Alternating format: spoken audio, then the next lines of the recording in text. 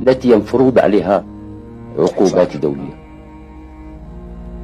فأنا قلتها لرسوله الأخير، قلت له لأريح ضمير أخي العقيد، قل له لو لا قدر الله وجدت نفسي في هذا المأزق، ماشي بين دولة ودولة، لا، بين بلدي والمجموعة الدولية، نتردد، ولكن درء المفسدة يسبق جلب.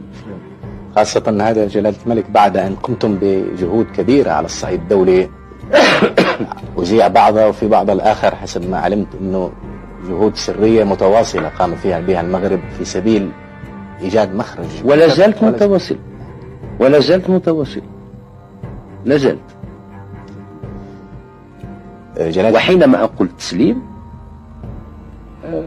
لا أقول تسليم هكذا نعمل